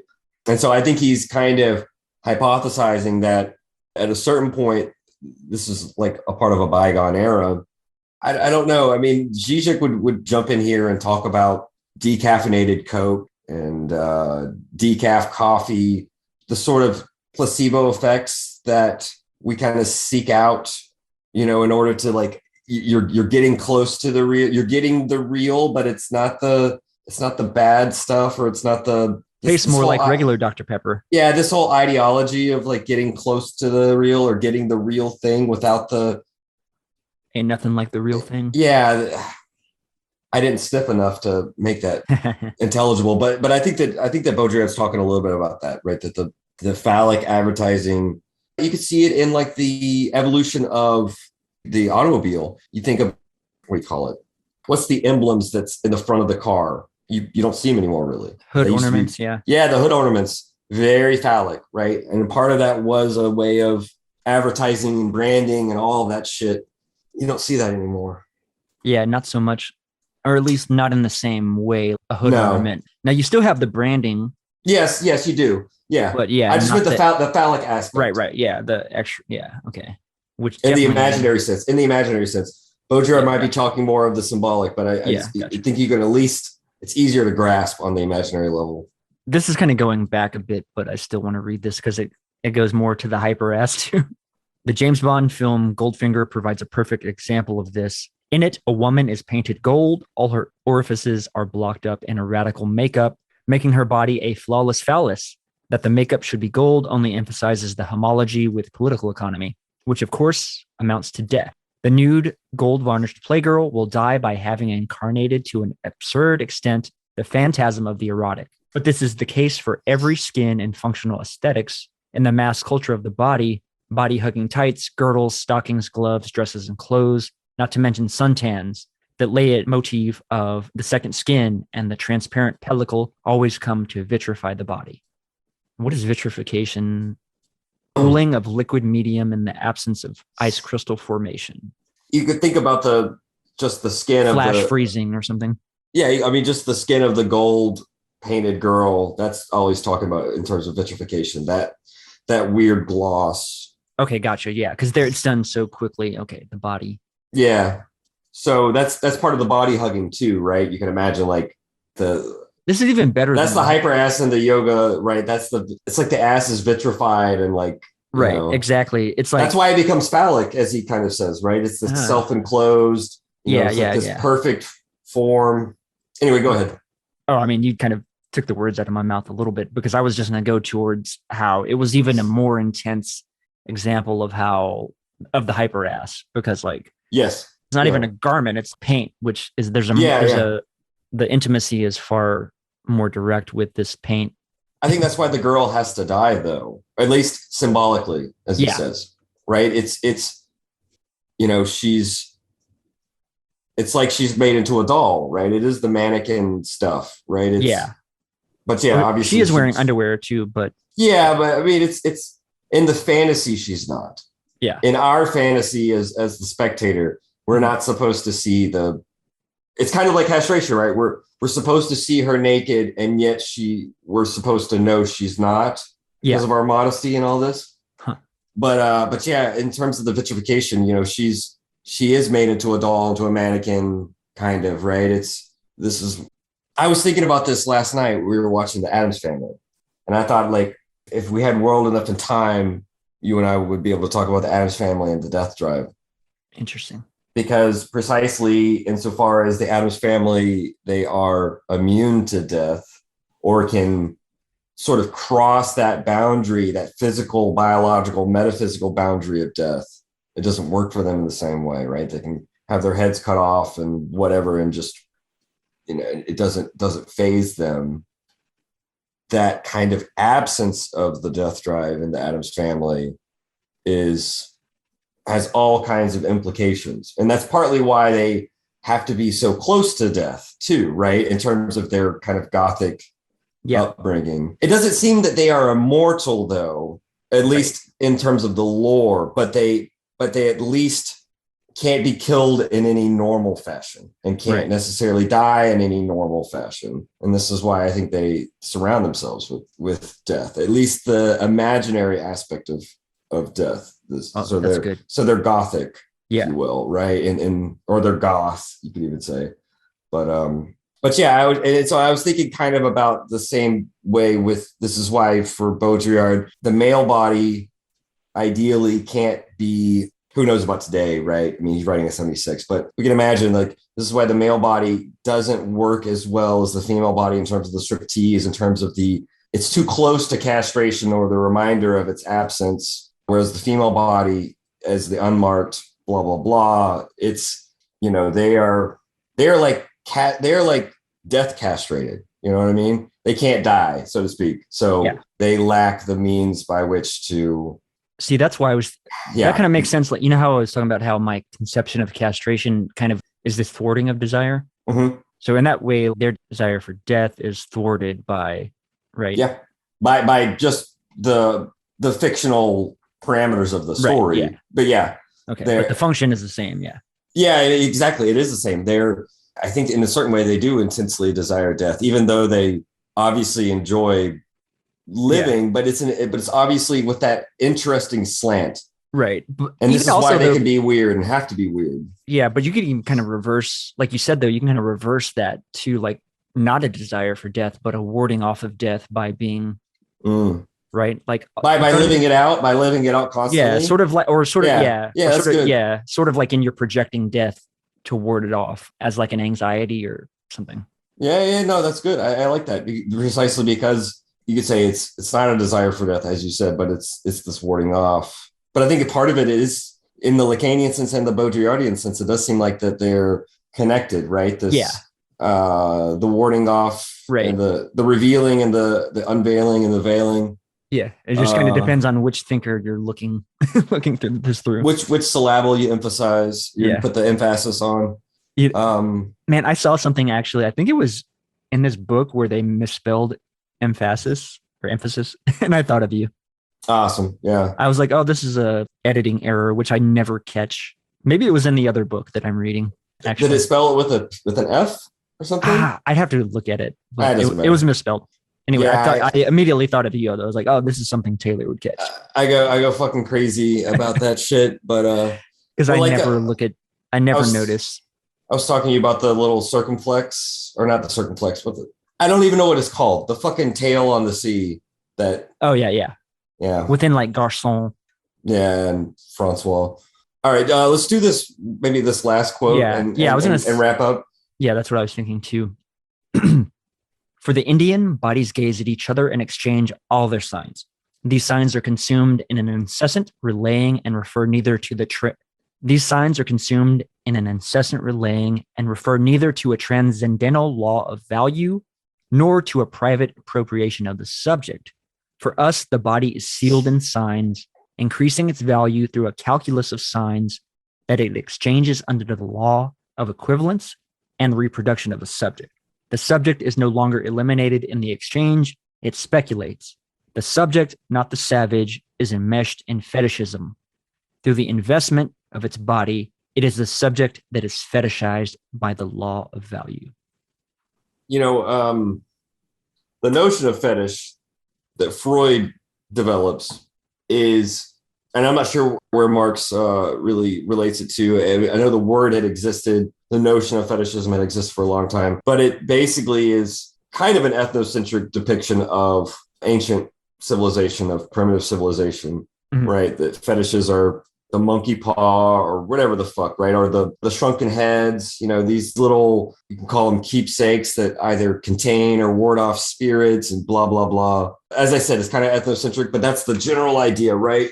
That it's based off of. And this is, I think, why he says what he says here. It's not the savage, it's not the primitive that's enmeshed in fetishism. I mean, partly too, I think, is precisely like we were saying with castration, with death, etc. If you have literal fetishes externalized and outside, like little totems and things like this, then you ward off fetishism, right? Or you contain it. Whereas we've generalized it throughout the play of signs. Interesting. Because of the Baudrillard probably wouldn't argue with this, but I'll say it in terms of Deleuze and Guattari, it's precisely with the onset of the reign of the abstract equivalence of money that.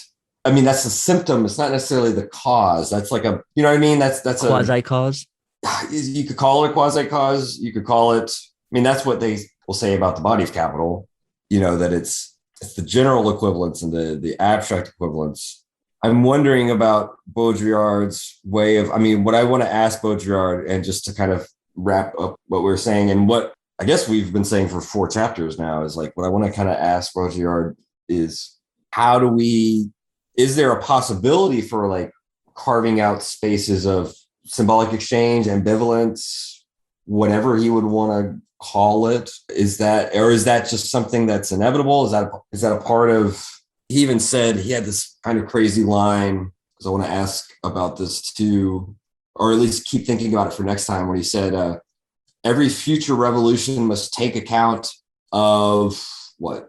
It's about repression and transgression of the law, right? It's every future revolution has to take this into account. It's the Freud Marx stuff, about fetishism, castration, blah, blah, blah. I want some concrete stuff, and I don't think Baudrillard's going to give it to me. It's kind of like libidinal economy. I kept wanting Lyotard to like be concrete and give prescriptions and take stands. And I don't really think that's what he does. It sometimes just enough to like string us along, but like we invent nothing, you know. Yes, yes, yes, yes, yes. I think the Baudrillard is this is kind of why I brought up the sophist, that he is doing a kind of very calculated, sophisticated and sophistical experiment or monologue, right? He is trying to, in order to articulate the equivalency of the sign, of the political economy of the sign, of the libidinal economy of the sign, I guess one has to be also equivocal oneself, right? You have to play on that terrain. I want to see some of the map sketched out. Hopefully we'll learn more. I keep saying this every chapter. Hopefully next chapter I'll stop tickling our taint, stop strip teasing. What do you make of this bracketed term? I can't even pronounce it exactly. The faire valoir? Yeah. I mean, literally it's faire is make, do, but it's the most used verb. It comes in all sorts of combinations. And then valoir is value. I haven't seen it translated as, what is it translated as? Investment? Yeah. Literally, it means subject, not savage, is enmeshed in fetishism. Through the investment of its body, it is the subject that is fetishized by the law of value. See, what I have here in Wiktionary is faire valoir is a sidekick, a foil, a stooge. And then faire valoir comique is the straight man, right? Like in a comedic duo. Comedy, yeah. But also it means comic relief. So, but the phrase faire valoir without a hyphen is to assert or to affirm. But Baudrillard is obviously, and he doesn't do this a lot, so I'm not going to fault him, but he's obviously playing off of the etymology of value or the notion of value, but also this notion of through the investment of its body. It is, you wouldn't say it, I don't know if you would say the foil of its body or the sidekick or the stooge. So I do think you have to kind of take Baudrillard literally when he says faire valoir here. The subject is the stooge for the fetish? Through the investment of its body, it is the subject that is fetishized. Almost like the law of value moving you. Yeah, and precisely insofar as the body is, quote unquote, the source of, is what's caught up in making value. We could say like in labor power, right? Mm-hmm. I honestly think it's probably not too much more complicated than just playing on words. Okay. All right. Well, I think that puts a nice bow, if you will, on today's conversation. So this will be the Machinic Unconscious Happy Hour with Cooper Cherry and Taylor Atkins. See y'all next week. The very rules of healing, of negativity and singularity,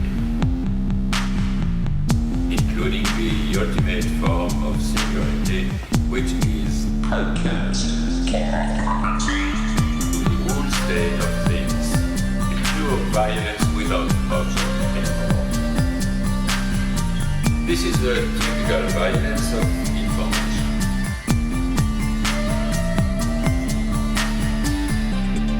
It's violent because what happens there is a murder of the real, the vanishing point of reality. Let's not have a misunderstanding here.